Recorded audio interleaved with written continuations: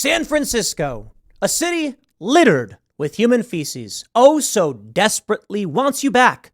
So they launched their first ad in a bid to attract tourists. Ah, yes, with dancing drag queens and people doing art and dancing. And here is the video, my friends, a whole whopping 1 minute long in a desperate bid to make you return. Let's play this and let's talk about it. And I'll give you the counterpoint. The most beautiful city in the world with human feces all over the street. Clarification. Let me stress that. It is the most beautiful city in the world, comma, with human... No, comma. It is categorically the most beautiful city among cities with human feces littering their streets. Okay, fine. It's never the same, but it's always San Francisco.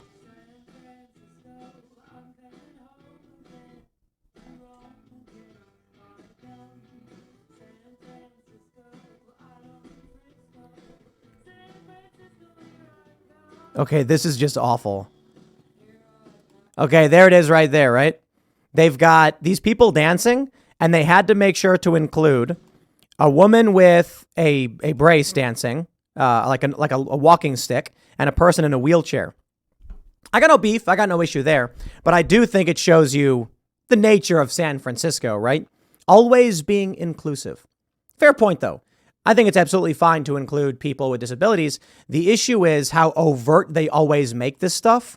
And as they show the person dancing, this is what they do. They're like, we're all about inclusivity. But then they want to make sure the person they highlight is the person with a disability. It's like, dude, if you want to be inclusive, show them as regular people. Here we go. There you go.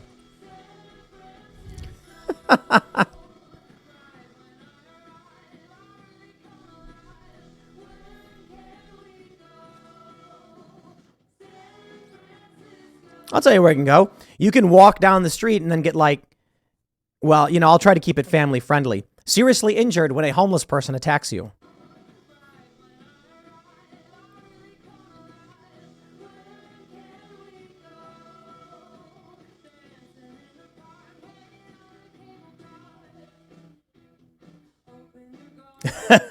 Oh, it's so cringe. Look, dude. I remember when the Syrian civil war kicked off, they were still running commercials for people to go to Damascus. They were like, nightlife in Damascus, come hang out. And I'm like, no, there's a sarin gas attack. The northern part of the country is collapsing. I'm not going to Damascus. We tried. No, for real. Like, we were like, can we do this? Can we actually get a crew into Damascus to film tourism nightlife during a civil war? Because the point was, a lot of people don't understand that humans still live when all this stuff is happening. And so fair point to their tourism commercial. People still live and do stuff. If you live in San Francisco, you probably don't notice, well, you probably notice the human feces all the time because it's everywhere, but you don't notice like all the crime all the time. It's just getting worse. You know what happens with cities like this is that people look into the news. They hear these stories. They see how violent things are. And then they assume that every single time you walk outside, you're getting mugged or no. It's all relative. I tell the story often about when I interviewed a couple from South Africa and they were like, crime's not that bad. You know, people think it's crazier. Like, we've only been carjacked 5 times. And I'm like, what? Like, no joke. Is it like, well, it's only been like 5 times we've been carjacked. I'm like, I've never been carjacked once and I'm from Chicago and Chicago's bad. Been shot at though. So there's that. This is what's happening due to Democrat and leftist policies. They're desperately begging you to come back to their cities. But here's the reality. Giant Food president suggests he might shutter stores due to shoplifting surge. That's right. President of Giant Food, Ira Kress, has lamented the rise of shoplifting and violence, which has put a strain on the company's ability to do business in recent years. Kress said that the chain of over 150 supermarkets in the eastern U.S. will be taking aggressive steps to combat crime. It made it clear that closing stores is the last thing he wants to do. To say theft has risen tenfold in the last 5 years would not be an understatement, he said in an interview with the Washington Post, noting that violent incidents have also increased exponentially in the same time period. He explained that while many of the actions of the company Has, many of the actions the company has taken to deter shoplifters have added hassle to customers' experience. The alternative is worse. The last thing I want to do is close stores, but I've got to be able to run them safely and profitably. According to Kress, shoplifting has continued to escalate to a point where he can no longer predict exactly what thieves might be after. He noted that perpetrators appear to be going after anything they can get their hands on, from food to cosmetics and household goods. He reminisced about the days when an employee could simply chase a shoplifter and get the product back without worrying about them pulling a knife or a gun. As the Washington Post reports, measures taken to deter theft have included closing certain entrances to restrict the flow of traffic in and out of the store, moving higher-priced items behind protective barriers, and stocking cheaper items on the shelves. Giant Food is not the only American supermarket chain seeing an increase in theft and violent incidents, and many have taken measures to ensure products and customers are safe.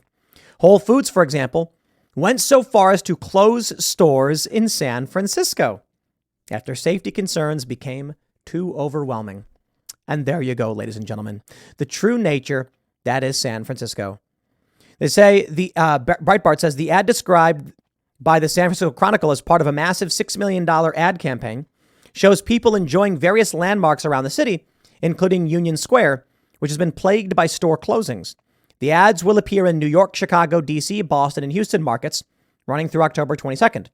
The campaign will also include digital advertising in Australia, India, the Asian Pacific region, Europe, Canada, Mexico, and a U.S. travel gateway contest featuring 5 local experiences will be held in the coming months.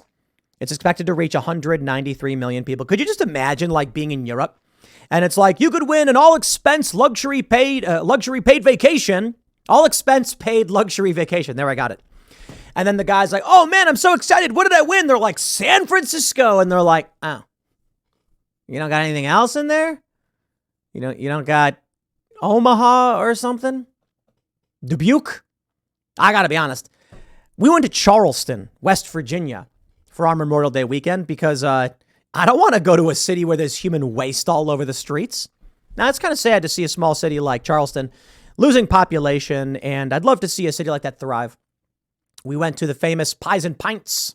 Really good. They have a grape pizza. No joke. It's Gorgonzola grape. And you might be thinking oh, no, trust me. It's actually really good. I had the wings. They were incredible.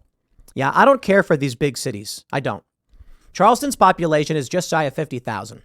It's the capital of West Virginia. It's actually got a fairly impressive skate park. Thought the place was absolutely fantastic. It is one of only 2 cities that have a dog racetrack. And this blows my mind. We went and checked out greyhound racing, and it was awesome. The dogs bark, bark, bark, run and chase the little rabbit. And then I found out West Virginia is the only state with dog racing, and they only have 2 tracks left. That's it. Greyhound racing's over. Isn't it so weird? Remember The Simpsons went to a dog track? Look, from what I saw, the dogs were happy as can be. They were getting pet and they were doing their thing and they were running and they were very happy. But for some reason, all these states are banning it. But I digress. It was sad to see. I was like, wow, really? The last one? Anyway, I ended up betting on the dog, on one of the dogs that won. So that was pretty cool. It was like a $10 bet and I won $50. That's super fun. And we hung out, had beers, had a really fun, good time. Now, we could have chosen to go somewhere like, I don't know, New York or something. Nah, I don't even like going to D.C. And D.C. is like an hour drive. Baltimore's an hour drive, but I ain't going anywhere near Baltimore. We've been to we go to these cities periodically, but we try to avoid them because the crime is getting out of control. So now they need commercials to convince you to come back. How did it get to this point? How did we get to a point where we allowed our once great cities to fall and become like this? So long as these cities are run by corrupt and evil individuals, we're not getting them back. So what do we do? Well, we need Donald Trump to get elected. We then need federal law enforcement to go in and weed out all the corruption. Seriously. That may be the only solution. Federal law enforcement doing what federal law enforcement is supposed to do, upholding the rights of people who are being oppressed in corrupt places. That's really what it's about. The idea that a city would arrest a law-abiding citizen, a regular run-of-the-mill person over some minor infraction, but allow violent criminals to go. Put violent criminals in diversion programs where they go and murder.